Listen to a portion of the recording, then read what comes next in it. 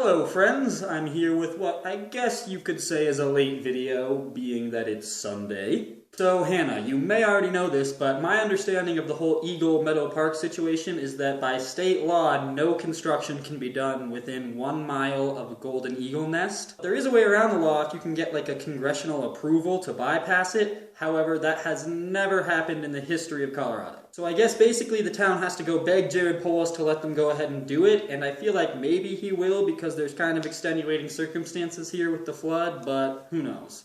Also, my review of the Moth Story Slam is that it was awesome. The stories obviously weren't quite as good as they are always on the podcast, because those are like the best of the best. But still, there was 10 storytellers that went, all about 5 minutes each, and I'd say at least 7 or 8 of them were really pretty good. They selected judges out of the crowd to rate each story out of 10. I will not try and retell the winner for you, because I wouldn't do it justice, and also, like I said, it's 5 minutes long. But mostly the first thing. But it was about a guy who was having a really tough time in his life and happened to run into a bear in the wilderness, and he was able to harness all the pain and feelings he had inside him and scream at the top of his lungs and actually scare the bear away. So anyway, it was a very successful outing, and I guess they do these monthly at this place in Denver, so maybe if you guys are interested, we could go to one of those sometime.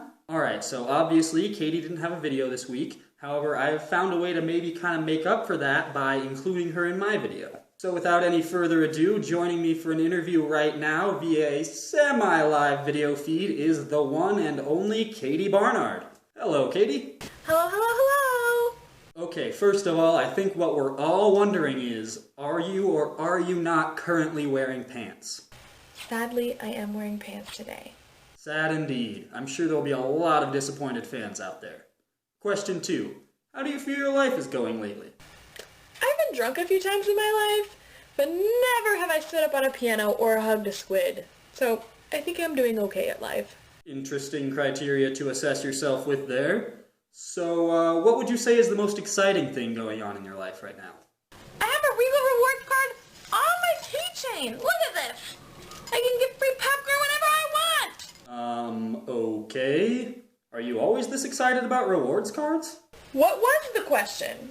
You know what? No. If you didn't listen to the question the first time, I'm not going to repeat it for you. We're moving on.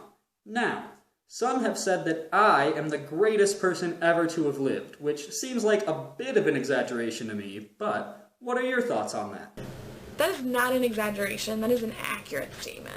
Oh, why thank you! And let me just say, I am thoroughly impressed with all the wardrobe changes you've pulled off during this interview. Now, everybody knows that you yourself are one of the world's foremost acoustic experts, so I was just wondering if you could maybe give us a description of what you think the acoustics are like in the world-famous Sydney Opera House, despite the fact that you have never actually been there.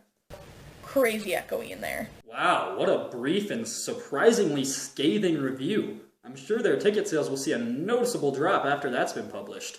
Well, that's all the questions I have written down. You good if we end the interview here?